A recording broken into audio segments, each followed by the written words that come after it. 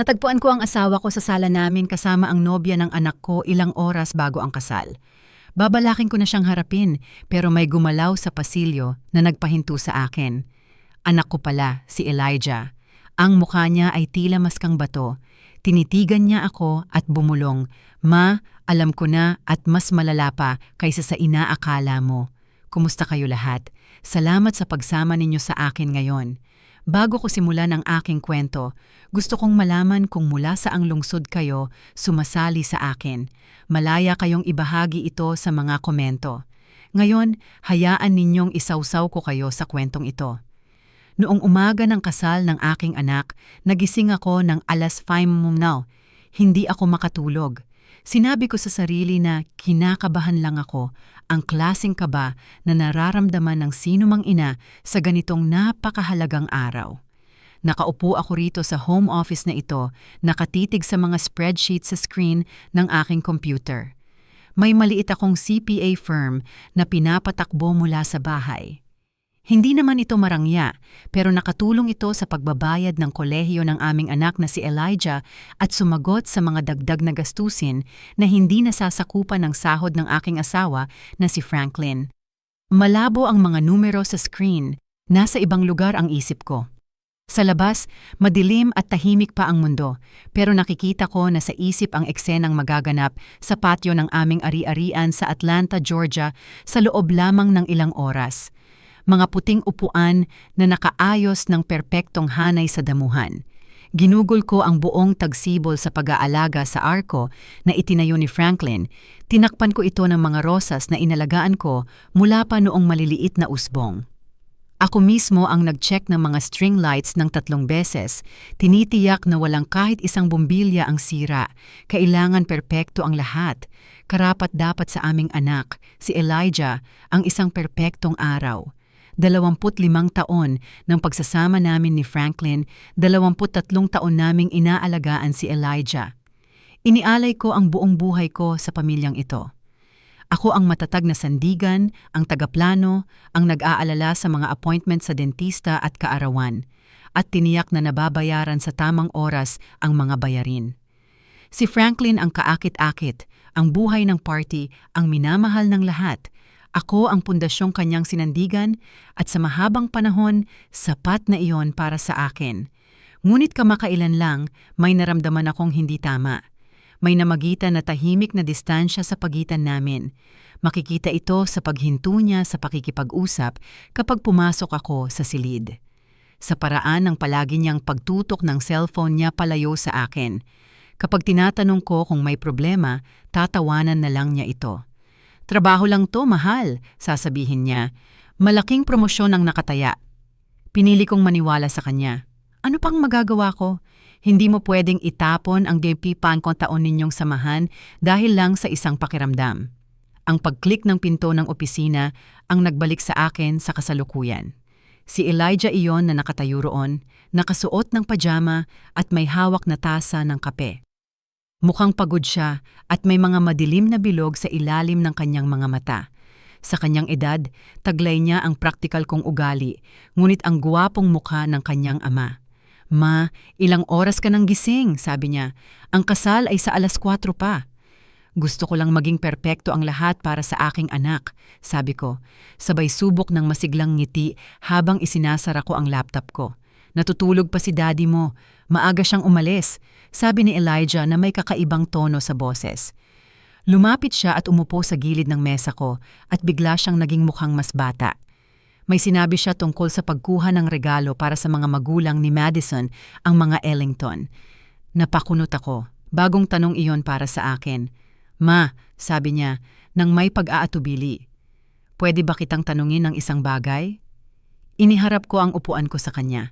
Sa ilalim ng matinding liwanag ng lampara ko sa mesa, kitang-kita ang kanyang pag-aalala. "Anong nasa isip mo, anak?" Malalim siyang huminga. "Sa tingin mo ba mahal talaga ako ni Madison?" Tinamaan ako ng tanong na iyon na parang suntok sa sikmura. Si Madison, ang kanyang nobya, ambisyosa, maganda, isang batang arkitekto mula sa mayamang pamilya na matagal nang kilala at may impluwensya. Sa unang tingin, siya ang lahat ng palagi naming pinangarap para kay Elijah. Pero nagkaroon ako ng sariling pagdududa. Nakita ko kung paano minsan lumalayo ang tingin niya habang nagsasalita si Elijah tungkol sa kanyang mga hilig, kung paano niya tinitingnan ang cellphone niya sa tuwing may hapunan ng pamilya. Bakit mo yan tinatanong, Hon? Araw ng kasal mo to. Alam ko, at baka kinabahan lang ako sa huling minuto. Bulong niya, nakatitig sa kape niya. Pero minsan kapag tinitingnan niya ako, pakiramdam ko tinataboy niya ako, na parang kahon lang akong kailangang lagyan ng check papunta sa perpektong buhay niya. Tumigil siya. At nitong mga nakaraang araw, madalas siyang nakakasama si tatay. Palagi silang nag-uusap tungkol sa pananalapi, sa mga investment. Sabi niya, ginagabayan siya ni tatay.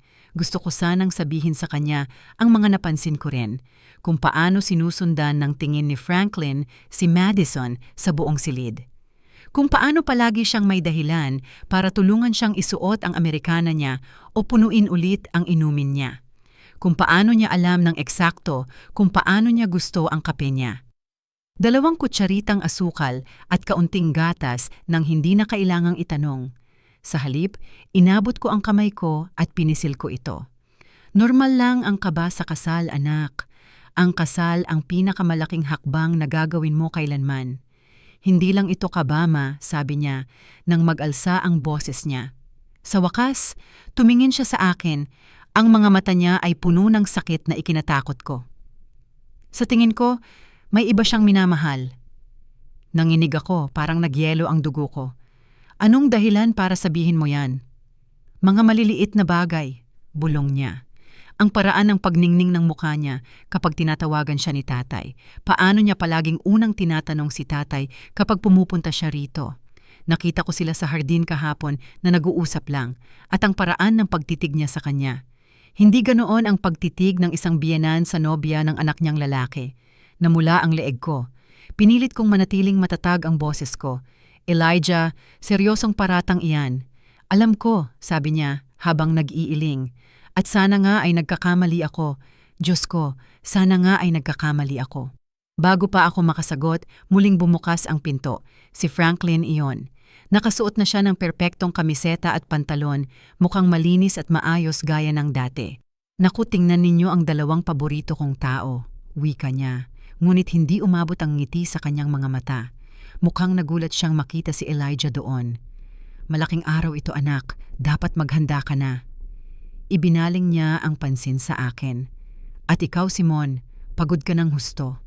Kakatawag lang si Madison. Darating siya mga 10:00 para pag-usapan ang ilang huling detalye ng seating chart. Napansin kong tumigas ang ekspresyon ni Elijah. Anong detalye? Tanong niya. Oh, alam mo na. Para lang masiguro na hindi uupo ang mga magulang niya katabi ng tiyuhin mong si James matapos yung pagtatalo ninyo tungkol sa politika noong nakaraang Pasko, sabi ni Franklin habang nagtataboy-taboy. Alam mo namang espesyal ang pamilya niya. Dapat pag-usapan natin ito ng pribado dahil sa politika at kung ano-ano pa. Siyempre, sabi ni Elijah nang walang emosyon ang boses, hindi pwedeng magkakamali ng uupo ng magkakasama. Ang tensyon sa silid ay sobrang tindi na para bang mahahati mo ito gamit ang kutsilyo. Tiningnan ko ang asawa ko at ang anak ko at alam ko sa kaibuturan ng kaluluwa ko na hindi nagkamali si Elijah. May isang bagay na sobrang mali. Pagkatapos umalis ni na Franklin at Elijah sa opisina ko, sinakop ako ng isang malamig na pangamba. Dapat ay may huling tawag ako sa caterer sa 10:30, isang tawag na pinaghandaan ko ng ilang linggo. Kinuha ko ang telepono, nanginginig ng bahagya ang kamay ko at tinawagan ko sila. Sinabi ko sa kanila na may emergency sa pamilya ako at kailangan kong i-reschedule. Isang kasinungalingan iyon. Ang totoo, inayos ko na ang buong umaga ko. Hindi ko matanggal sa isip ko ang mga sinabi ni Elijah, pati na ang nakakadiring pakiramdam na dulot ng huwad na kasiglahan ni Franklin. May nangyayari sa bahay ko ngayon. At sa unang pagkakataon sa loob ng 25 taon, balak kong malaman kung ano iyon. Ginugol ko ang susunod na 2 oras sa pagpapanggap na abala ako.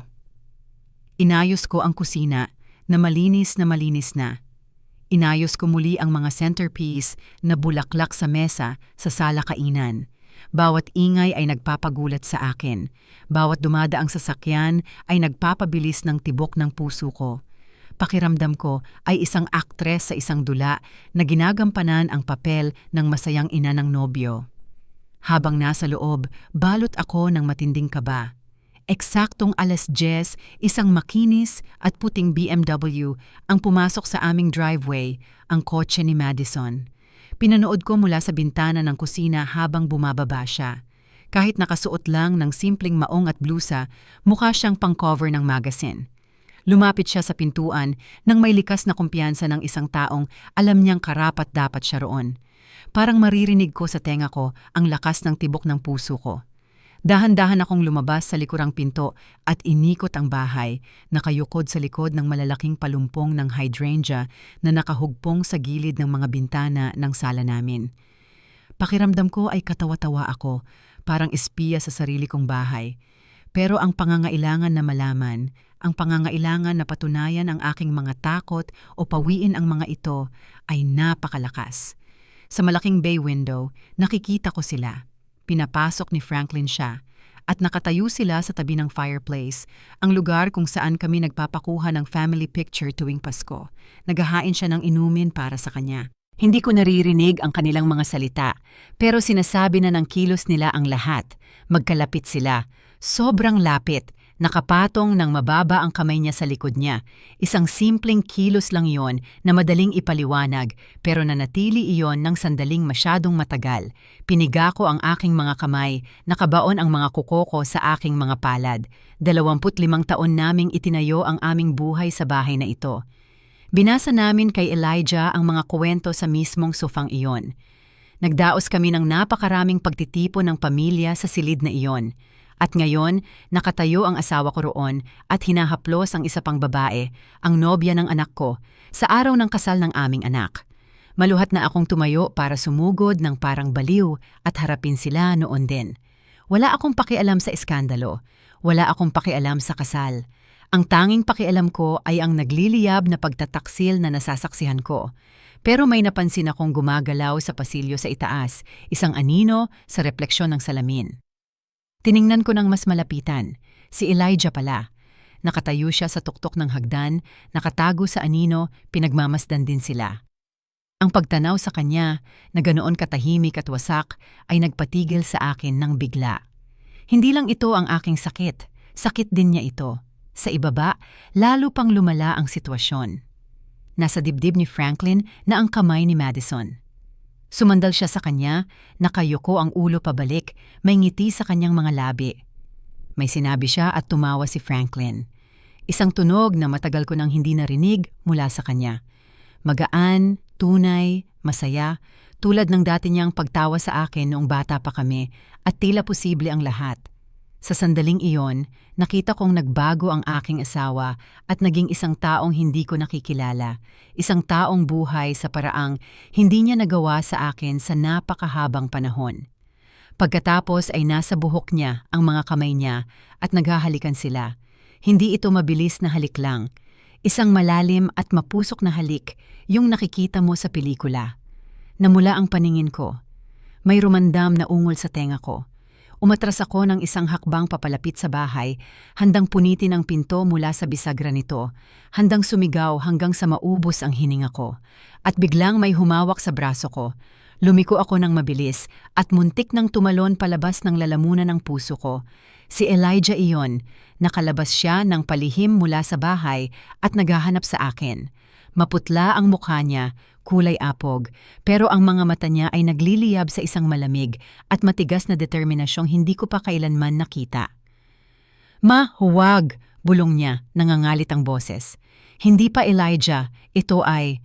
Naputol ako sa mga salita. Hindi ko nga masabi, alam ko kung ano ito, sabi niya.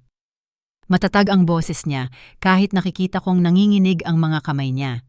"Ma, matagal ko nang alam, mga linggo na, mga linggo." Lumabas ang salita bilang isang naipit na bulong. Tinitigan ko ang anak ko, ang batang pinalaki ko, na ngayon ay nakatingin sa akin na parang isang lalaking nakakita na ng sobra. Nakayuko pa rin kami sa likod ng mga hydrangea. Ang magagandang bulaklak na ipinagmamalaki ko ay nagsisilbing taguan ng pagkawasak ng aming pamilya. Sa loob ng bahay, lumipat ang asawa ko at ang nobya ng anak ko mula sa fireplace papunta sa sopa. Hindi ko matiis na tumingin. Ayaw kong paniwalaan ito noong una, sabi ni Elijah. Mababa at padalos-dalos ang boses niya. Patuloy akong gumagawa ng mga dahilan para sa kanila. Mabait lang siya. Kinakabahan lang siya sa pagiging bahagi ng pamilya. Pero patuloy itong nangyayari. Ang matagal nilang titigan, ang mga pribadong pag-uusap, ang paraan ng pagliliwanag ng kanyang muka tuwing malapit siya. Inayos niya ang sarili. Ang pagkakamaling iyon isang masakit na paalala ng isang buhay na wala na. Dapat sana ay magkakaroon siya ng bagong figura ng ina, hindi isang karibal. Ibig kong sabihin, Madison, bakit hindi mo sinabi sa akin? Tanong ko, nanginginig ang boses ko sa pinaghalong gulat at kakaibang galit na proteksyon. Hindi mo sana kailangang pasanin ito mag-isa, kasi kailangan ko ng patunay, sabi niya, nakakunot ang panga niya. At dahil tiningnan niya ako, ang mga mata niya ay mukhang mas matanda kaysa sa 23 na taon niya. Gusto kong bigyan sila ng sapat na lubid para magbitay sila sa sarili nila. Inilabas niya ang telepono niya, nanginig ng bahagya ang mga kamay niya habang tinatapik ang screen. Kumuha ako ng tao, umamin siya. Anong ginawa mo? Ano? Hindi naman ako tanga, ma. Matapos kong makita silang mag-lunch ng magkasama isang buwan na ang nakalipas, isang lunch na sinabi ni tatay na business meeting at sinabi naman niya na pag-shopping lang iyon kasama ang mga kaibigan niya. Alam kong hindi ako baliw. Kailangan kong malaman ang katotohanan. Inabot niya sa akin ang telepono. Kumuha ako ng pribadong investigador. Napigil ang hininga ko. Isang detective. Elijah, ang pera. Huwag mong alalahanin ang pera, sabi niya ng malungkot. Sulit ang bawat sentimo. Ipinakita ng unang larawan sa screen sina Franklin at Madison na papasok sa St. Regis, Atlanta, downtown. Ipinapakita ng timestamp na 3 linggo na ang nakalipas, isang Martes ng hapon, nang di umano'y nasa isang regional sales conference si Franklin. Ipinakita ng pangalawang larawan na magkasama silang lumabas makalipas ang 2 oras na mukhang mainit ang pag-uusap at magulo ang ayos. May 17 magkakaibang pagkakataon, mahinahon na sabi ni Elijah habang nag-i-scroll ako sa galeriya ng pagtataksil. Mga larawan nila sa mga restauran na mahina ang ilaw sa buong lungsod. Mga larawan nila na nakasandal sa kotse ni Franklin sa isang pribadong paradahan.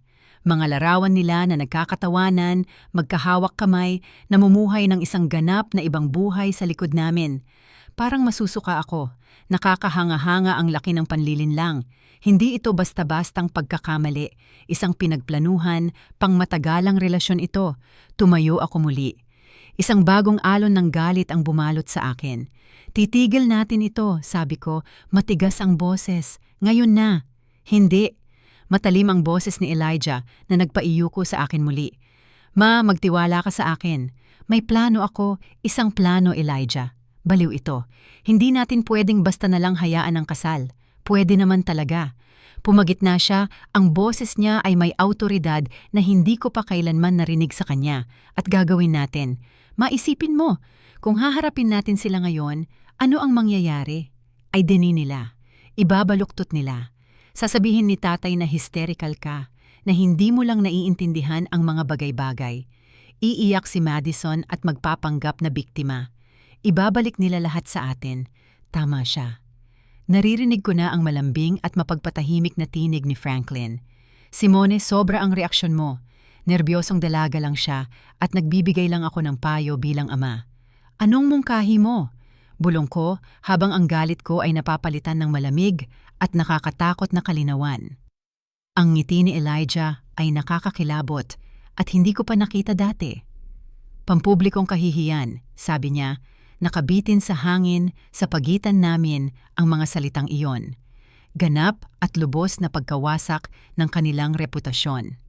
Mga legal na kahihinatnan. Hindi lang natin ito tatapusin, ma. Sisiguraduhin natin na hindi na nila ito magagawa kailanman sa kahit kanino paman. Tiningnan ko ang anak ko. Kailan siya naging ganoon kamapagkalkula, ganoon kalupit. Pagkatapos, muling tumingin ako sa bintana. Nakita ko ang asawa ko, ang lalaking minahal at pinagtiwalaan ko ng 25 taon, na nagsimulang magbukas ng butones ng blusa ni Madison sa sopa kung saan namin itinayo ang aming pamilya. At sa sandaling iyon, nalaman kong ang babaeng dati kong pagkatao, ang maunawaing at mapagpatawad na asawa, ay nawala na. Namatay siya doon mismo sa alikabok sa likod ng mga bulaklak na pinaghirapan kong itanim. Sabihin mo sa akin ang plano, sabi ko. Ang gabing iyon ang isa sa pinakakakaiba sa buhay ko. Umuwi si Franklin na parang walang nangyari, nagtatanong tungkol sa huling ayos ng catering. Umalis si Madison ilang oras na ang nakalipas at siya ay larawan ng isang mapagmahal na asawa at mapagmalaking ama. Pinag-usapan niya ang talumpati niya para sa resepsyon, kung gaano siya ipinagmamalaki si Elijah. Ang pagkukunwari ay napakatindi na halos hindi ako makahinga. Tumango na lang ako at ngumiti, parang walang laman na katawan, habang sa loob ay sumisigaw ako. Pagkatapos matulog ni Franklin, nagkita kami ni Elijah sa opisina ko sa bahay. Nakasara ang pinto, nakababa ang blinds. Parang war room ang dating, at sa maraming paraan, ganoon nga ito. Nakahiga sa mesa ko ang simula ng isang file ng ebidensya na magpapaiyak sa tuwa ng isang piskal. Ikwento mo sa akin ang tungkol sa detective na iyon, sabi ko, habang pinag-aaralan ko ang isang litrato mula sa surveillance na nakapagpalikot ng sikmura ko. Ang pangalan niya ay Aisha, sabi ni Elijah, Asha Whitfield. Ang pangalan ay tumama sa akin na parang isang sigaw ng malamig na tubig. Aisha, ang kapatid kong babae, Aisha. Tumango si Elijah. Hindi ko alam kung sino pa ang tatawagan ko. Alam kong naging pulis siya ng 20 taon bago siya nagretiro at nagsimula ng sarili niyang ahensyang pampagsisiyasat. Alam kong matalino siya at magiging maingat. Mukhang medyo nahiya siya. Alam ko rin na hindi niya talaga gusto si tatay. Naglabas ako ng maikli at matalim na tawa na mas parang hagulgol. Ang nakababatang kapatid kong si Aisha. Magkasundo kami, pero hindi ko pa nasasabi sa kanya ang tungkol sa lumalaking distansya namin ni Franklin. Sobrang proud ako, sobrang nahiya para aminin na baka nabibigo ang kasal ko. Tatawagan ko siya, sabi ko, nanginginig ang boses sa damdamin. Sinagot ni Aisha sa ikalawang kampo, Simone, lampas na ng hating gabi. Ayos lang ba? Hindi, Aisha, wala namang ayos. At doon na ako tuluyang bumigay. Sinabi ko sa kanya ang lahat. Ang hinala ni Elijah, ang nasaksihan namin nung umagang iyon, ang mga litrato. Humagulgol ako ng malalakas at putol-putol sa unang pagkakataon sa buong araw. Makinig siya ng may pasensya, kalmado at matatag ang boses sa kabilang linya. Wala siyang pagkabigla o gulat, kundi isang malungkot na pagtanggap. Hindi ako nagulat, Simon, ang mahinahon niyang sabi nang matapos ako. Nakita ko kung paano niya tinitingnan ang babaeng iyon. Umaasa akong nagkakamali ako. Sinabi ko, habang pinupunasan ng luha na sinabi sa akin ni Elijah ang tungkol sa mga litrato. Ano pa ang meron ka? Higit pa sa gusto mong malaman. Naging propesyonal ang kanyang boses. Sinusubaybayan ko na ang galaw nila ng 3 linggo. Nagkikita sila ng 2 beses sa isang linggo na parang orasan sa St. Regis, Atlanta. Lagi siyang nagbabayad ng cash. Nag-uusap sila ng tanghalian sa mga mamahaling restaurant na hindi ka kailanman dadalhin. Noong nakaraang linggo, dinala niya siya sa Cartier. Muling naramdaman ko ang matinding galit. Pera namin. Ang perang iningatan kong mabuti. Ang perang dapat sana ay para sa aming pagre-retiro, para sa aming kinabukasan. At si Simon, malumanay ang boses ni Aisha. May mas malaki pa ngayon. May mas malaki. Inaalam ko ang pinansyal ni Franklin, sinusubukang tuklasin kung saan nanggagaling ang lahat ng perang ito para sa mga kwarto sa hotel at mga regalo. Nagiging pabaya siya. Ano ang nahanap mo? Tanong ko, kinatatakutan ng sagot. May mahabang katahimikan sa linya. Hindi lang si Madison, sabi niya. Mabigat ang boses. Hindi ito ang unang beses. Nakakita ako ng sunod-sunod na regular na buwan ng bayad na nagsimula pa 15 taon na ang nakalipas, palaging sa iisang tao, isang babaeng nagngangalang Nicole Jenkins. Walang ibig sabihin sa akin ang pangalan. Sino siya? Nag-imbestiga ako. Isa siyang junior associate sa dati niyang kumpanya noong bata pa si Elijah. Bigla siyang umalis mga 15 taon na ang nakalipas. Nagsimula ang bayad ilang buwan matapos siyang umalis. Huminga ng malalim si Aisha. Simone, may anak siyang babae, isang 15 anyos na dalaga na si Zoe. Nagpagawa ako ng background check. Hindi nakalista ang ama sa birth certificate pero taya ko ang lisensya ko na si Franklin ang ama niya. Naramdaman kong mabigat ang telepono sa kamay ko. Hindi ako makahinga. Isang anak na babae, isang buong ibang anak, 15 na taon ng mga kasinungalingan, 15 taon ng dobleng buhay. Ang mga lihim na paglalakbay, ang hindi maipaliwanag na mga gastusin, ang emosyonal na distansya, lahat ay nagkaroon ng kakilakilabot na kalinawan. Kailangan kong malaman ng sigurado ay siya, bulong ko. Alam ko, sabi niya, ako na ang bahala.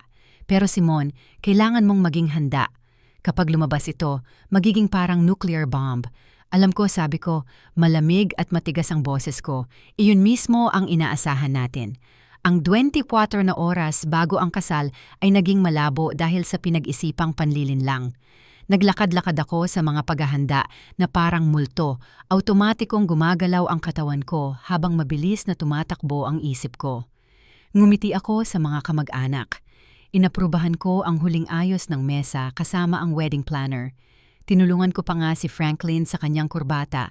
Ang mga daliri ko'y dumampi sa seda habang iniisip kong higpitan ito sa kanyang leeg. Bawat pakikipag-ugnayan ay isang pag-arte, bawat magalang na salita ay isang kasinungalingan. Mabilis magtrabaho si Aisha. Professional siya at personal na ito para sa kanya. Sinabi niya na may contact siya sa isang pribadong laboratorio. Mataas ang panganib, Simon, pero kung makakakuha tayo ng malinis na sample ng DNA mula kay Franklin, maaari tayong makakuha ng paunang paghahambing na hindi legal sa sample mula sa babae. Nang gabing iyon, matapos mahimbing matulog si Franklin na mahinang humihilik sa tabi ko sa kama na pinagsaluhan namin ng 25 taon, palihim akong lumabas ng silid.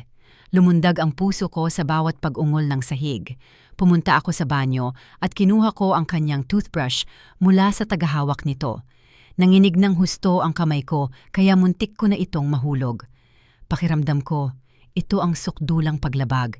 Pero ano nga ba ito kumpara sa mga paglabag na ginawa niya sa akin, sa pamilya namin?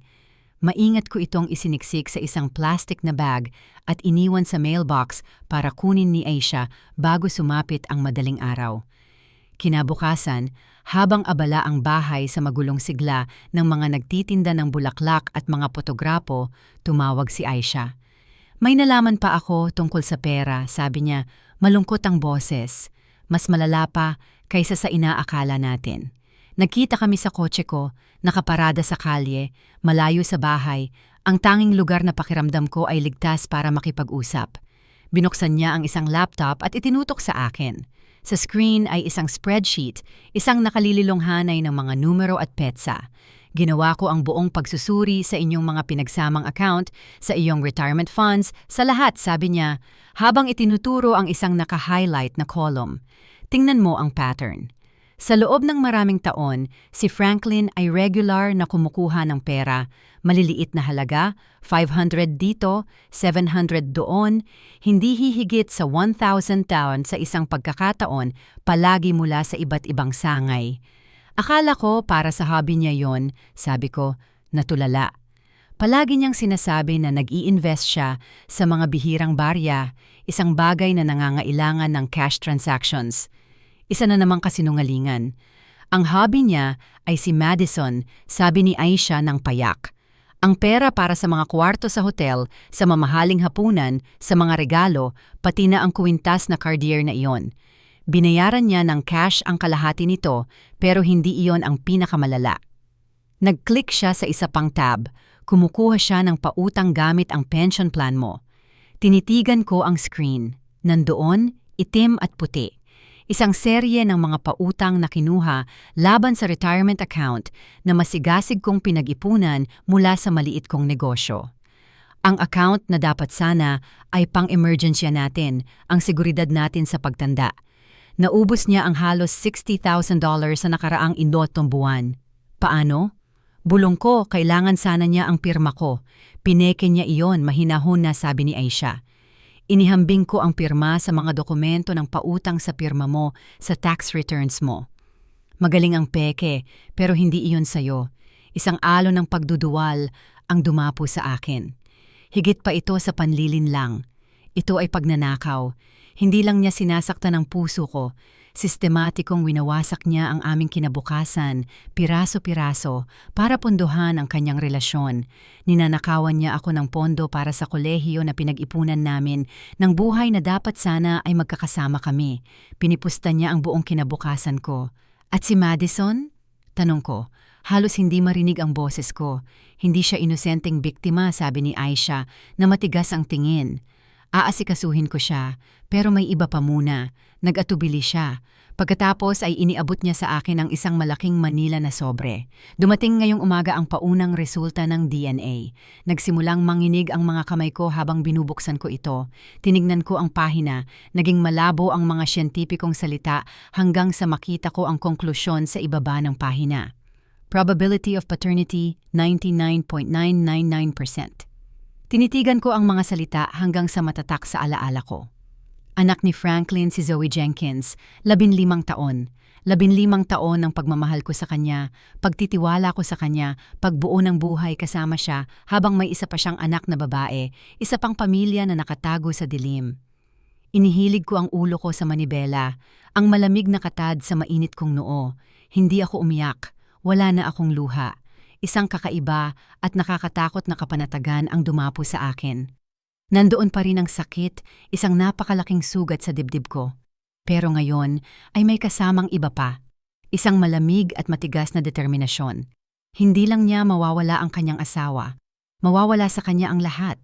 Nakaupo sa kotse kasama ang kapatid ko. Ang manipis na pirasong papel na hawak ko ay tila mas mabigat pa sa lapida.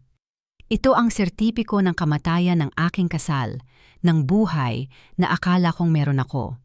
Isang 15 taong gulang na anak na babae. Nag-alingongo ang mga salita sa tahimik na kotse.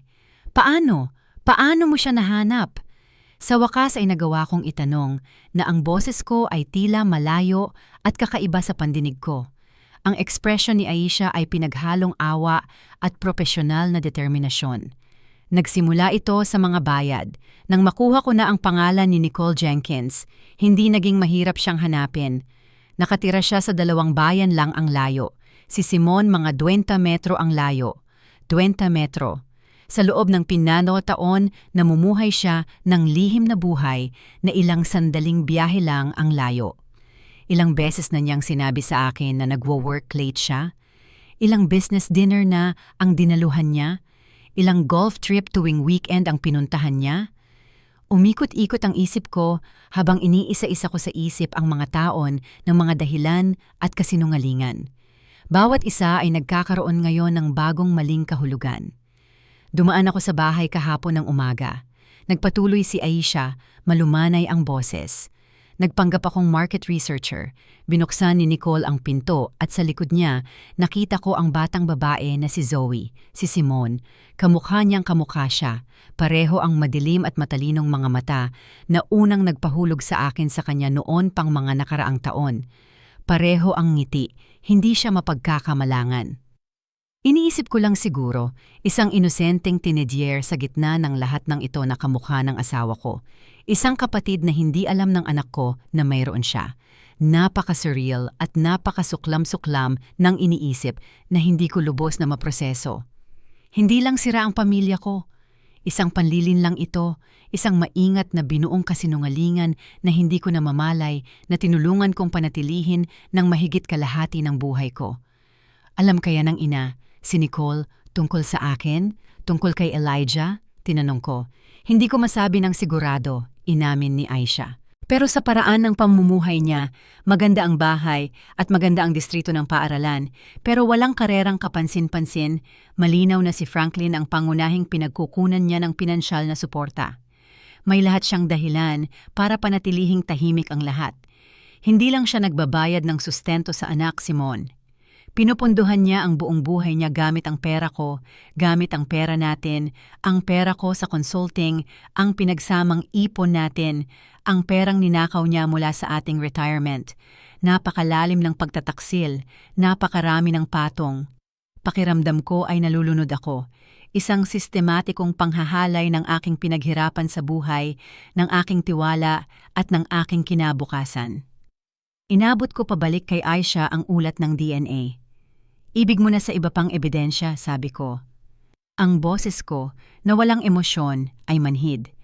Napakalalim ng pagkabigla, na wala ang kakayahan kong maramdaman ang kahit ano maliban sa isang malamig at mabigat na kawalan. Naalala ko si Zoe, ang batang iyon.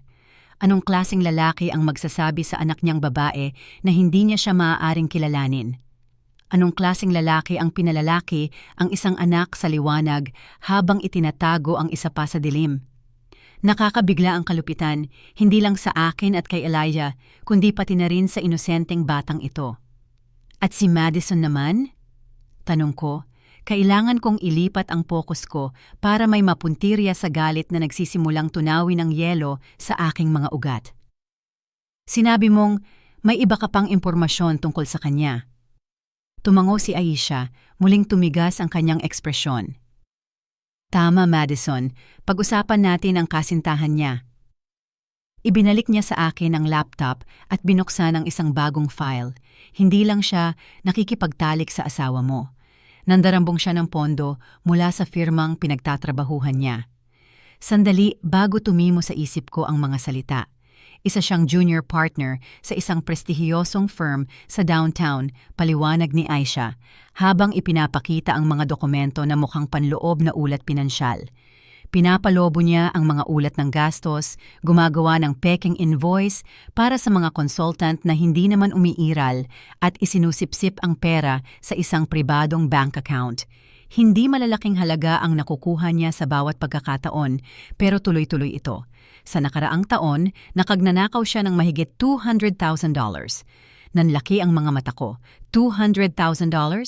At matutuntun ko ang ilan sa perang iyon ng direkta sa mga regalo para kay Franklin, sabi ni Aisha, habang ipinapakita sa akin ang isang bank transfer, sinundan ng isang credit card statement na nagpapakita ng pagbili ng isang $1,000 na relo. Ninanakaw niya ang pera ng kanyang mga katuwang para bumili ng regalo para sa kanyang kalaguyo na nagnanakaw naman sa kanyang asawa para bumili ng regalo para sa kanya. Ito ang pinakaperpektong, nakakadiring bilog ng panlilinlang na nakita ko kailanman. Kaya si Madison ay hindi lang basta tagasira ng tahanan. Isa siyang kriminal, isang magnanakaw, at kakasalan na niya ang anak ko, dala ang kanyang korupsyon at kasinungalingan sa puso ng natitira sa pamilya ko. Nawala ang manhid sa dibdib ko, pinalitan ng napakainit na galit. Hindi na lang ito tungkol sa nasirang puso. Ito ay tungkol sa pagprotekta sa anak ko. Tungkol ito sa katarungan. Tungkol ito sa pagtiyak na haharapin ng dalawang taong ito ang kahihinatnan para sa bawat kasinungalingan, bawat dolyar, bawat nabigong pangako. Sige, sabi ko, habang tinititigan ko ang kapatid ko sa mata. Ang plano sa kasal. Balikan natin ito ng isang huling beses. Gusto kong maging perpekto ito. Ang kaalaman tungkol sa panlilinlang ni Madison ay nagdagdag ng madilim at kriminal na aspeto sa dati ng nakakagulat na pagtataksil. Binago nito ang lahat. Hindi na ito basta magulong, nakakasakit pusong drama sa pamilya. Ito ay isang sabwatan ng pandaraya at pagnanakaw na isinagawa ng dalawang taong dapat ay pinakamalapit sa amin. Paano mo nalaman lahat ito? Tanong ko kay Aisha habang itinuturo ko ang mga nakasasangkot na dokumento pinansyal sa screen ng laptop niya. Nasa loob pa rin kami ng kotse ko. Ang hangin ay mabigat sa amoy ng sabwatan at lumang kape. Hindi kasing talino si Madison gaya ng akala niya, sabi ni Aisha nang may malungkot na kasiyahan. Naging pabaya siya. At may mga kaibigan ako sa pulisya na handang gumamit ng impluwensya nang marinig nila ang kwento. Isang kaibigan ko sa unit ng krimeng pang-ekonomiya ang nakahimasmas lang sa mga pattern na ito at agad niyang naintindihan kung ano ang nakikita niya. Tinuro niya ang screen. Ipinapasa-pasa niya ang pera sa pamamagitan ng isang shell corporation na itinayo niya gamit ang apelyido ng ina niya bago siya nag-asawa. Amatirion. Naalala ko sina Madison na mga magulang, ang mga Ellington. Sila ang haligi ng komunidad. Ang ama niya ay isang iginagalang na hukom federal. Ang ina niya ay nasa lupon ng 3 magkakaibang kawanggawa. Nakikisalamuha sila sa mga sirkulo kung saan ang reputasyon ang lahat. Naniniwala sila na ang anak nila ay isang maningning na bituin na patuloy na umaangat, na ikinasal sa isang mabuti at matatag na pamilya. Wala silang ideya na ang kanilang ginintuang anak na babae ay isang magnanakaw at ang matatag na pamilyang pinangasawa niya ay isang bahay na baraha na itinayo sa kasinungalingan. Ang pampublikong kahihiyan ay sisirain din sila. Sa isang saglit na sandali, nakaramdam ako ng kaunting awa para sa kanila. Sila ay inosenteng na pinsalang hindi sinasadya, ngunit mabilis na nawala ang damdaming iyon dahil sa apoy ng aking sariling pagtataksil.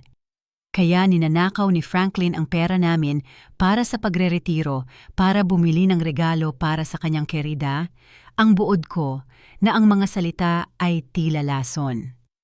At ninanakaw naman ni Madison ang pera ng kumpanya nila para bumili ng regalo para sa asawa ko, ang kanyang kalaguyo, na siya ring magiging biyenan niya. Tumango-tango ako nang hindi makapaniwala, parang sa pelikula ito. Mas maganda pa ito, sabi ni Aisha, na may nakalipik na ngiti sa kanyang labi.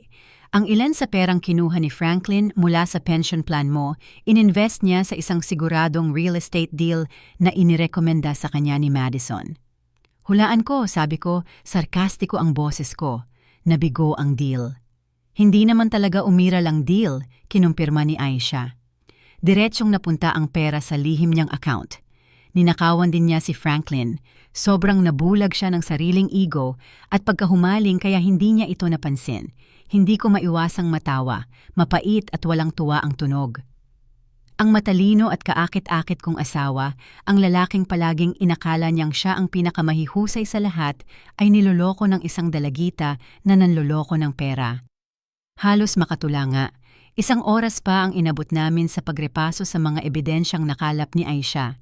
Nasa kanya ang lahat, mga bank statement, litrato mula sa surveillance, mga resibo ng hotel na bayad ng cash, mga pekeng dokumento ng pautang, at ngayon ay isang kumpletong kriminal na talaan tungkol sa mga gawain ni Madison na handa nang ipasa sa piskal. At syempre, ang ulat ng DNA, ang hindi matatawarang patunay na nagpapatibay sa kung tinamtaon ng panlilinlang. Tiningnan ko ang file, ang maayos na mga tab at organisadong pahina na kumakatawan sa ganap na pagbagsak ng aking buhay. 25 na taon ng pagsasama na nabawasan sa isang bunton ng mga dokumentong nagpapatunay ng aking pagkakasala sa upuan ng pasahero ng kotse ko. Biglang bumuhos sa akin ang matinding pagod. Napakalalim nito na para bang isang pisikal na bigat na nakadagan sa aking dibdib. Aisha, kaya ba natin ito? Bulong ko. Talaga bang makakatalakad tayo sa harap ng 300 katao at gagawin ito sa pamilya natin? Inabot ni Aisha ang kamay ko at inilagay sa braso ko. Matatag ang kapit niya na kapagpapalakas ng loob. Simone, makinig ka sa akin, sabi niya, seryoso ang boses. Anong ibang option mo? Kung haharapin mo sila ng pribado, magsinungaling sila. Manimanipula ka nila. Ihaharap nila si Elijah laban sa'yo. Tatanggihan nila, tatanggihan nila, tatanggihan nila hanggang sa magsimulang isipin mong ikaw ang baliw. Nakita ko na ito ng daan-daang beses. Tama siya. Alam kong tama siya. Si Franklin ay isang dalubhasa sa manipulasyon. Kaya niyang gamitin ang kanyang karisma para makaligtas sa kahit ano. Sa ganitong paraan, ipinagpatuloy niya, walang takasan, walang puwang para sa kasinungalingan. Tanging ang katotohanan lamang ang ihaharap sa harap ng lahat ng kanilang sinubukang bilhin. Hindi lang ito tungkol sa paghihiganti, Simon, tungkol ito sa mga kahihinatnan. Kailangan harapin ni Madison ang pagkakakulong. Kailangan panagutin si Franklin, hindi lang sa panliligaw niya, kundi pati na rin sa panlilinlang sa pananalapi na ginawa niya laban sa iyo. Ito lang ang tanging paraan para masiguradong titigil na ang mga kasinungalingan magpakailanman. Huminga ako ng malalim, pinuno ng matagal ng hangin sa loob ng kotse ang aking mga baga. Naalala ko si Elijah, ang maputla at matatag niyang mukha. Naalala ko si Zoe, ang anak na hindi ko kailanman nakilala. Naalala ko ang 25 taon na ibinigay ko sa isang lalaking nanloko sa akin mula pa noong simula. Tama ka, sabi ko. Malinaw at matatag muli ang aking boses. Ito lang ang paraan. Pinaandar ko ang kotse. Tara na, may kasal tayong ihanda. Ang mga huling oras bago ang kasal, ang pinaka-surreal sa buong buhay ko. Umuwi ako at ipinagpatuloy ang aking papel bilang kalmado at masayang ina ng nobyo. Naramdaman ko ang kakaibang pakiramdam ng pagiging hiwalay na para bang pinapanood ko ang pelikula ng sarili kong buhay. Nakita ko ang sarili kong tumatawa kasama ang mga pinsan ko, pumupuri sa damit ng hipag ko at tiniyak sa caterer na maganda ang lahat. Sa loob, ako ay punong-puno ng tensyon at dalamhati, ngunit sa labas, ako ay larawan ng pagmamalaki ng isang ina. Si Franklin ay nasa kanyang elemento, nakikisalamuha sa mga naunang dumating na bisita, tinatanggap ang mga pagbati na may malapad at kumpiyansang ngiti. Isang pagkakataon, hinila niya ako sa gilid, nakapulupot ang braso niya sa aking baywang. "Maganda ka, Simon," sabi niya, mahina ang boses na nag-unggol sa aking tenga. "Hindi ba't perpektong araw ito?" Tiningnan ko ang kanyang mga mata, ang mga mata ng lalaking minahal ko, nang higit sa kalahati ng aking buhay, at wala akong naramdaman kundi malamig, malungkot na kawalan. Ngumiti rin ako. Perpektong araw. Ang anak kong si Elijah ay salamin ng aking pinilit na kapanatagan. Binaruro niya ang kanyang mga kaibigan, nag-pose para sa mga litrato kasama ang kanyang mga groomsmen, at ginampanan ng perpekto ang kanyang bahagi. Ngunit sa tuwing nagkakatagpo ang aming mga mata sa kabila ng masikip na damuhan, nakikita ko ang parehong matibay na determinasyon na sumasalamin doon. Magkasama kami rito. Kami ay mga sundalong naghihintay ng senyales para umatake. Simple lang ang plano at inensayo ito ni Aisha sa amin hanggang sa kabisado na namin ito. Maaga siyang dumating, nagkunwaring isa siyang miyembro ng catering staff. Ang kanyang propesyonal na kagamitan sa audiovisual ay nakatago sa halatang lugar. Ikinonekta niya ang kanyang laptop sa malaking projection screen na inarkila namin, na kunwari ay para sa isang sentimental na slideshow ng mga larawan ni Elijah noong sanggol pa siya. Wala ni isa mang nagduda. May maliit siyang remote control sa kanyang bulsa. Pagdating ng tamang oras, ang kailangan na lang niyang gawin ay pindutin ang isang pindutan. May sarili rin akong papel na gampanan. Inihanda ko ang mga papeles ng diborsiyo kasama ang abogado ko isang linggo bago iyon. Isang bagay na pinanatili kong lihim, pati kay Elijah. Nakatanda at notarized na ang mga ito sa isang selyadong sobre sa loob ng aking clutch purse. May dala rin akong flash drive na may kopya ng bawat ebidensyang nakalap ni Asa. Sa paraang ito'y o sa iba pa, opisyal nang matatapos ngayong araw ang aking kasal. Walang pagbabalik. Hindi lang ako nagpaplano ng isang harapang pag-uusap. Pinaplano ko ang unang araw ng bagong buhay ko. Sa 4:05, umupo ako sa unahang hanay. Nagsimula ng tumugtog ang string quartet at pumasok ang mga kasamahan sa kasal. Umupo si Franklin sa tabi ko. Hinihimas ang kamay ko na tila may tunay na pagmamahal. Naramdaman ko ang pagkasuklam, pero pinilit kong huwag umatras.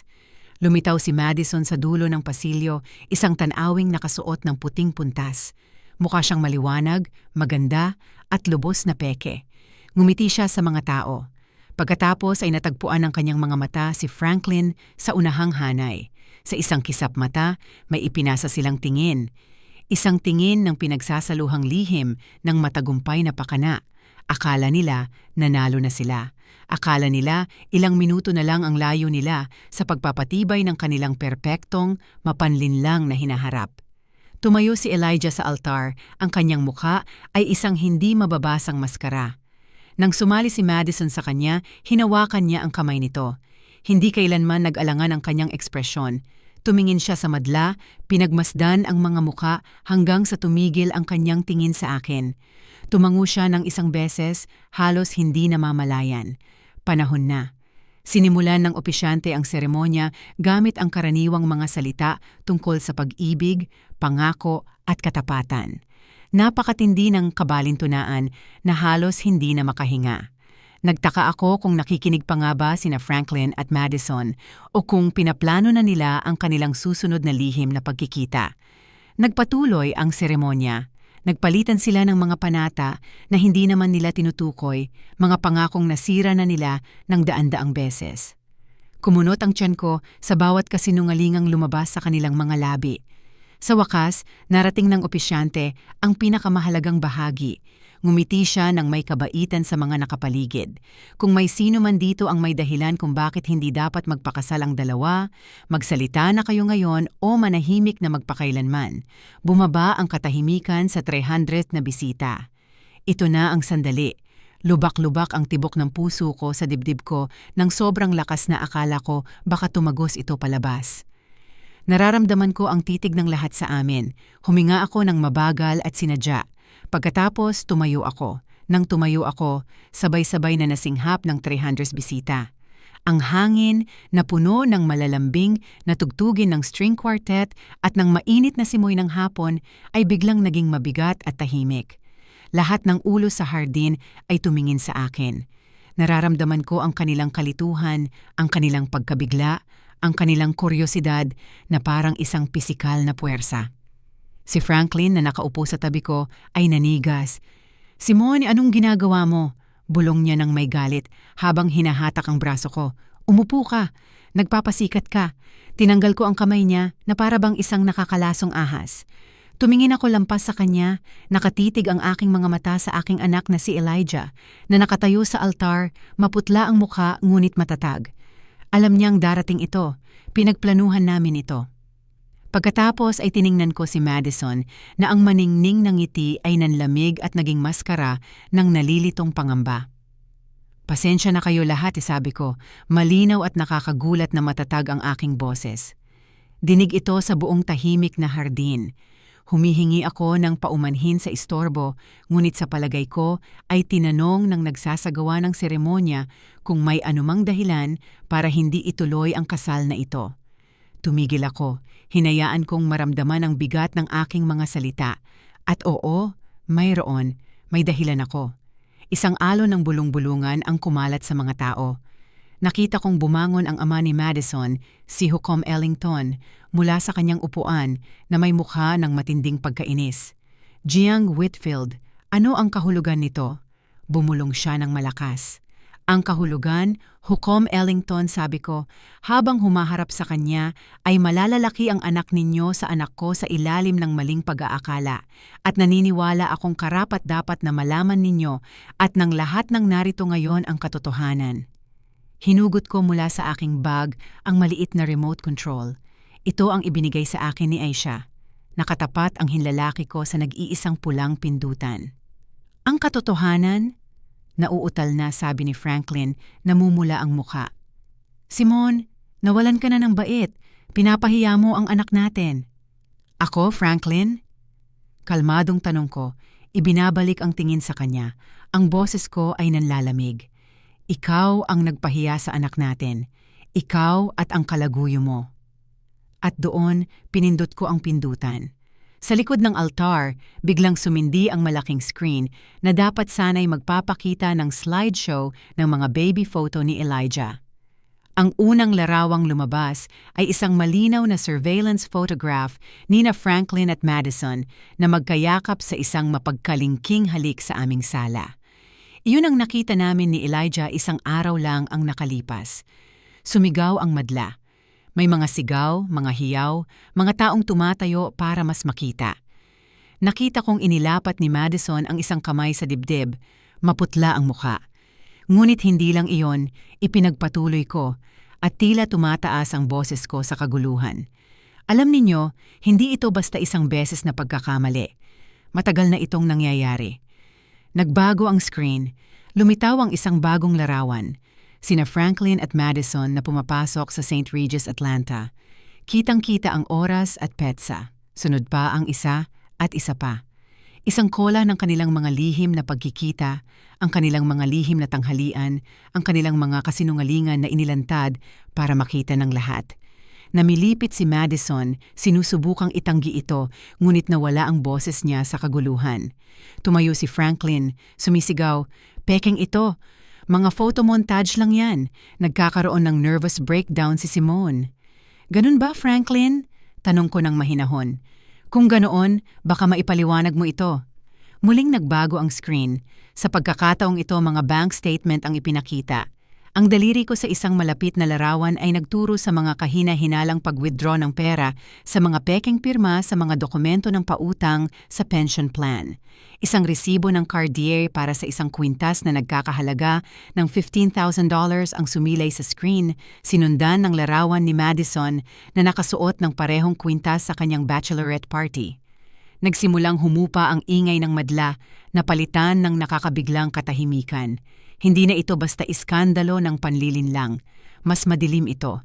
Sistemang ninakaw ng asawa ko ang ipon ng aming pamilya para sa pagre-retiro upang pondohan ang kanyang pakikipagrelasyon, inihayag ko. At ang kanyang nobya, ang babaeng malapit ng pakasalan ng anak ko, ay abala rin. Ipinakita ng susunod na slide ang ebidensya ng pangungurakot ni Madison sa kanyang law firm, ang mga pekeng invoice, ang mga bank transfer. Nakita ko ang kanyang mga kasabwat sa ika-4 na hanay. Ang kanilang mga mukha ay nagbago mula sa pagkalito tungo sa sukdulang galit. At saka ko ibinigay ang huling nakapipinsalang suntok. Ngunit ang pinakamagandang bahagi, sabi ko, nang ang boses ko ay naging yelo. Ang tunay na puso ng panlilinlang na bumalot sa aking kasal ay hindi nagsimula kay Madison ang mga kasinungalingan ng aking asawa. Puno ang screen ng mga resulta ng DNA test. Ang mga salitang probabilidad ng pagiging ama, 99.999% ay nakapakitang malalaki at makapal na titik. Sa ibaba ay may larawan ng isang magandang, nakangiting pinano-anyos na babae. "Ito si Zoe Jenkins," sabi ko, nanginginig ang boses ko sa 15 taong pinigil na sakit. Siya ang anak ni Franklin, isang anak na itinago niya sa akin at sa sariling niyang anak sa buong buhay niya. Ganap ang katahimikan na sumunod. 300 tao ang nakatitig sa ebidensya ng isang pagtataksil na lubos. Napakasira ng loob na pati ang mga sanay ng tsismoso ay natulala. At sa perpektong kakilakilabot na katahimikan na iyon, pinanood kong masunog ng lubusan ang mundong aking nakilala sa loob ng 20 mong taon. Nabasag ang katahimikan ng isang matalim na hagulgol. Mula kay Madison iyon na natumba, ang kanyang mukha ay maputlang maputla laban sa purong puti ng kanyang damit pangkasal. Pagkatapos ay bumagsak siya sa lupa, isang bunton ng puntas at nabuwag na mga pangarap. Ang iisang tunog na iyon ang nagbasag sa mahika. Sumiklab ang kaguluhan sa hardin. May mga sumisigaw, nagtuturo at kinukuha ang kanilang mga cellphone para i-record ang trahedya. Tumakbo ang ina ni Madison papunta sa bumagsak na anak habang ang kanyang ama, ang hukom, ay nakatayo lamang roon. Ang mukha ay maskara ng hindi pagkapaniniwala at matinding kahihiyan. Nanlalamig si Franklin ng sandali, ang mukha ay halo-halong galit, panic at tumitinding takot. Tumingin siya mula sa screen papunta sa akin sa mga natulalang mukha ng kanyang mga kaibigan at katrabaho. Nahuli siya, walang kasinungalingan, walang malalambing na salita na makakapagligtas sa kanya rito. Ang maingat niyang binuong mundo ay tuluyan at lantarang nawasak. Pagkatapos ay ginawa niya ang tanging bagay na magagawa ng isang duwag. Tumakbo siya. Tumakbo siya ng mabilis, tinutulak ang mga natulalang tao at natapakan ang isang tray ng mga baso ng champagne habang nagmamadali patungo sa paradahan. Literal niyang sinusubukang tumakas sa pinangyarihan ng pagbagsak ng kanyang sariling buhay. Ngunit naghihintay si Aisha sa kanya. Ang kapatid kong babae na nakasuot pa ng uniforme niya sa catering ay lumabas mula sa likod ng isang malaking punong oak sa hangganan ng aming ari-arian. Maliit siyang babae, ngunit ang kilos niya ay may kumpiyansa ng isang bihasang pulis. Nang dumaan si Franklin sa tabi niya, inunat niya ang paa niya. Perpektong naisagawa ang pagtatapakan. Mahigpit na nahulog si Franklin, tumama sa maayos na damuhan at nag-slide ng ilang talampakan habang suot ang mamahaling kasuotang pangkasal niya. "Papunta ka ba sa isang lugar, Franklin?" Tanong ni Aisha nang walang pakialam, habang lumalapit sa kanya na nakahandusay at humihingal. Noon, umalis na si Elijah sa altar at nasa tabi ko na. Ipinatong niya ang matibay niyang braso sa akin. Nakatalagdag na si Madison, sinusuportahan ng umiiyak niyang ina, at itinuro ako ng nanginginig niyang daliri. Ikaw ang nagplano nito, sigaw niya, ang boses ay mataas sa sobrang pagka-hysterikal. Pinlano mo ang lahat ng ito para sirain ang buhay ko. Hindi, Madison, sabi ni Elijah, malamig at malinaw ang boses niya na tumagos sa kanyang paghihisterya. Ikaw ang sumira ng sarili mong buhay. Ikaw at siya, itinuro niya ang ama niya na tinutulungan ng tumayo ni Aisha. Bitawan mo ako, utos ni Franklin habang sinusubukang hilahin ang braso niya mula sa mahigpit na pagkakahawak ng kapatid kong babae. Hindi ko yan magagawa, Frankie, sabi ni Aisha, gamit ang palayaw niya noong bata pa na nagpabaluktot sa kanya. Alam mo, lisensyadong pribadong investigador ako at may dahilan akong maniwala na nakagawa ka ng maraming malubhang krimen kabilang ang panlilinlang sa pananalapi. Pero huwag kang mag-alala, hindi tayo dito para pag-usapan ka ngayon. Lumlingon siya sa kanyang balikat. Ang pakikitungo ko ay sa kanya. 2 pulis na nakauniporme ang kalmadong naglalakad sa gitna ng nagkakahiwalay na madla. Hindi sila narito para sa pandaraya ni Franklin. Sibil na usapin iyon na aasikasuhin ng abogado ko. Nandito sila para kay Madison. Madison Ellington? Tanong ng isa sa mga pulis, mahinahon ang boses ngunit may autoridad. Nanlaki ang mga mata ni Madison sa takot. Hindi, bulong niya. Ikaw ay inaaresto dahil sa hinalang panlilinlang sa pondo at pandarayang elektronik. Patuloy ng opisyal habang hinahawakan siya ng kanyang kasama sa mga braso at dahan-dahang inilagay ang posas. Ang kalansing ng pagsara ng posas ang pinakamalakas na tunog na narinig ko kailanman. Nakita kong gumuho ang mukha ni Madison nang maunawaan niya na hindi lang ito pampublikong kahihiyan, hindi lang ito isang kanselang kasal.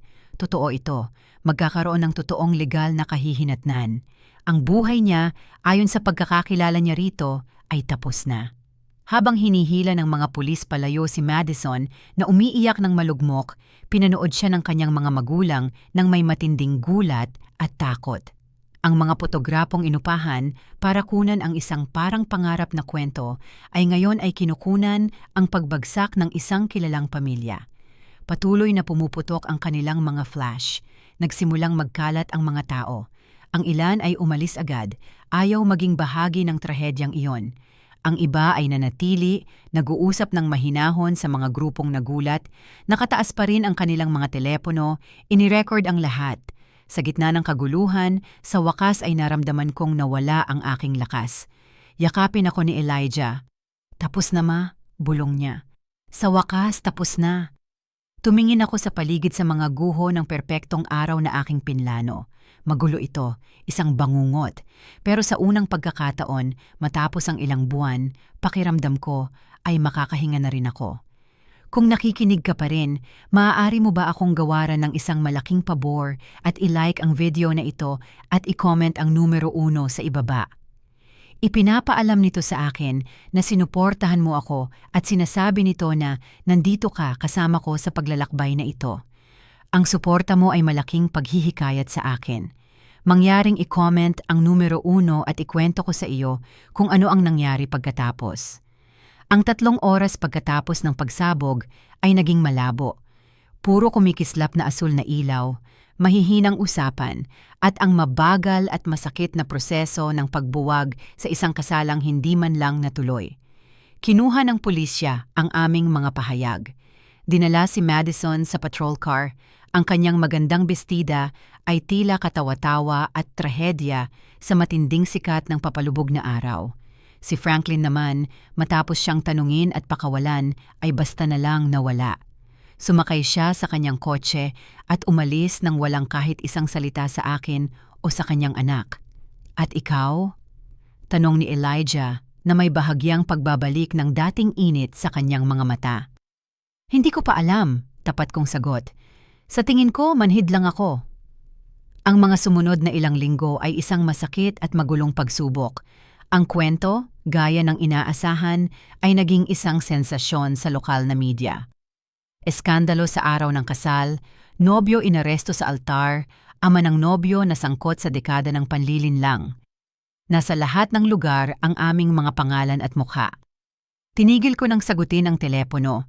Tinigil kong lumabas ng bahay maliban kung talagang kinakailangan. Naging mahirap ang maliliit kong firmang CPA. May ilang matagal ng kliyente na tahimik na lumipat ng ibang pinaglilingkuran dahil hindi sila komportable sa kasikatan ng pangyayari. Kinabukasan ng kasal, ginawa ko mismo ang aking plano.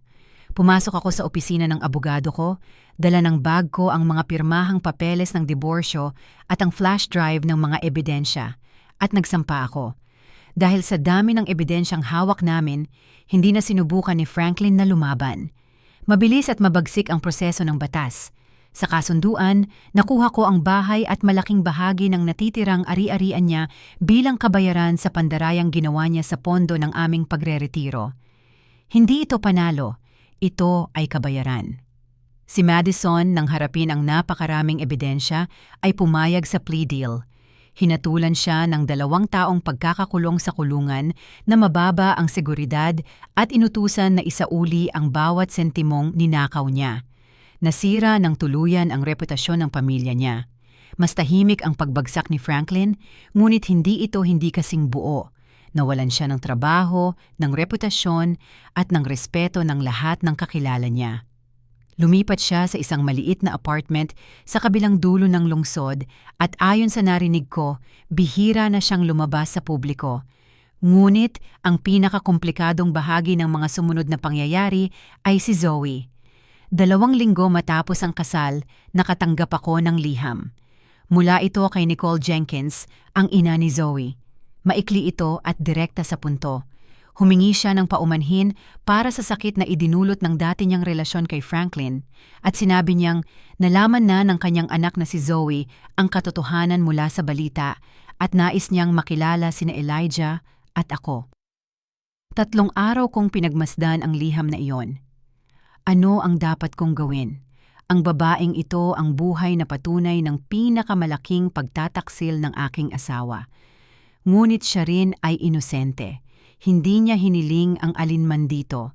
Siya ang kapatid ng aking anak na lalaki. Ipinakita ko ang liham kay Elijah. Binasa niya ito, seryoso ang mukha.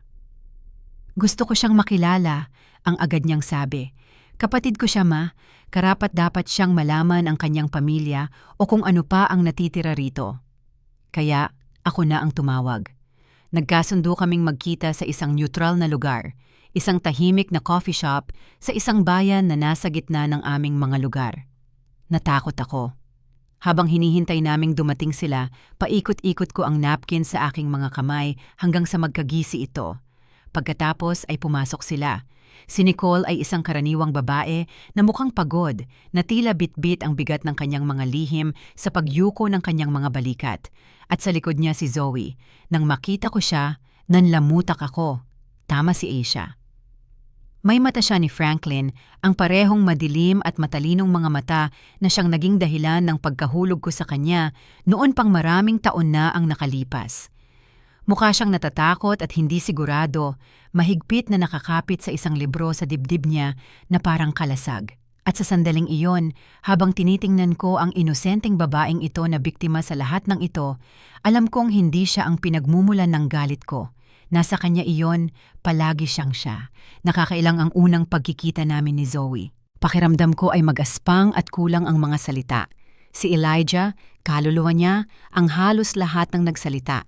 Tinanong niya siya tungkol sa high school, tungkol sa librong hawak niya, tungkol sa buhay niya. Hindi niya tinanong tungkol kay Franklin. Tinrato niya lang siya bilang isang tao, parang kapatid na unang nakikilala. Ako, karamihan ng oras, ay nakatitig lang. Sinusubukang pag-ugnayin ang imahe ng mahiyain at mabait na babaeng ito sa napakalaking kasinungalingang kinakatawan niya. Dahan-dahan, nang may pag-aalangan, sinimulan naming bumuo ng isang bago. Nagkita kami muli para sa kape, tapos ay nag-lunch. Nagsimulang mag-text sina Elijah at Zoe, at natuklasan nilang pareho silang mahilig sa mga lumang pelikula at maanghang na pagkain. Napagtanto kong inaabangan ko nang makita siya, at marinig ang tungkol sa buhay niya. Matalino siya, nakakatawa at mabait. Isang inosenteng kaluluwa na naipit sa gulo na idinulot ng mga magulang namin. Lumipas ang 1 taon.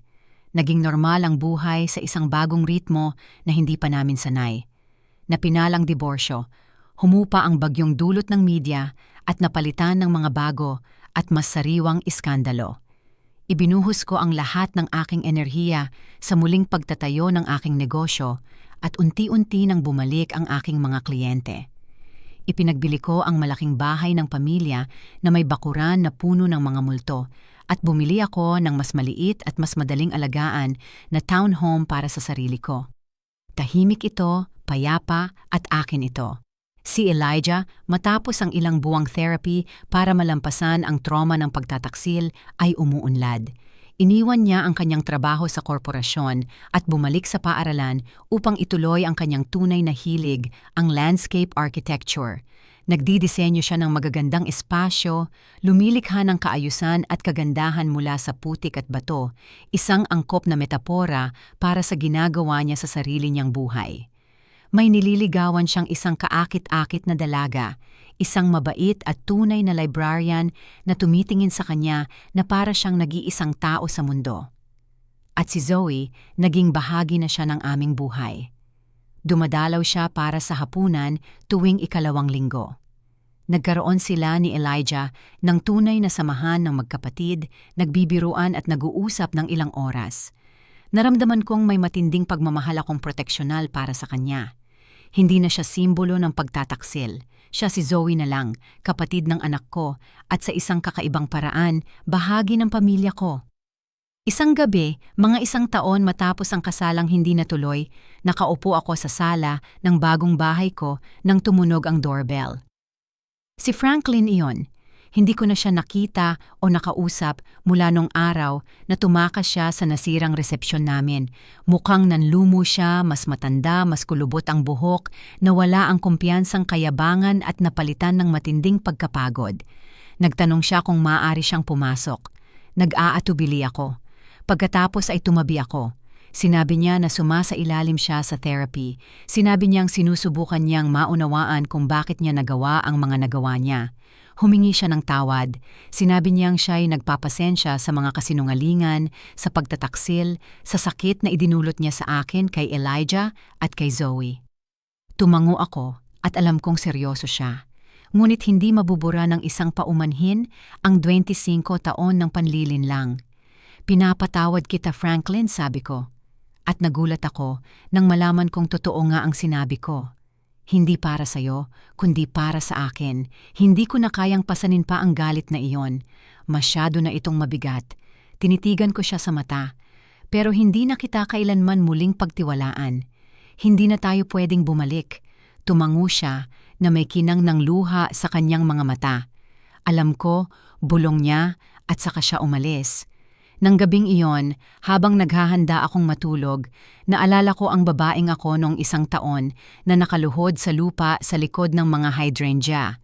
Sobrang wasak siya, sobrang naliligaw. Nais ko sanang makabalik at sabihin sa kanya na magiging maayos din ang lahat, na ang sakit ay hindi ang wakas ng kwento. Ang pamilyang inakala kong meron ako ay isang kasinungalingan. Nabuwag ito sa 1,000,000 piraso noong maaraw na hapon na iyon. Ngunit ang itinayo namin ni Elijah at ni Zoe bilang kapalit ay mas maliit, mas tahimik at hindi perpekto. Ngunit ito ay tapat. Hindi ito itinayo sa mga komportableng kasinungalingan, kundi sa isang mahirap, masakit, at sa huli ay nakakapagpalayang katotohanan. Nawalan kami ng lahat, ngunit sa paggawa nito, nakahanap kami ng isang bagay na tunay. At sa unang pagkakataon, matapos ang napakahabang panahon, pakiramdam ko ay sapat na iyon. Salamat. Salamat sa pakikinig sa aking kwento. Kung nakaranas ka na rin ng katulad o kung may bahagi nito na tumatak sa iyo, mangyaring huwag mag-atubiling ibahagi ang iyong mga saloobin sa mga komento. Mahalaga ang inyong mga kwento. At kung gusto mong makarinig pa, pakiusap, i-like ang video na ito at mag-subscribe sa channel. Maging mabait kayo sa inyong sarili at magkita-kita tayo sa susunod.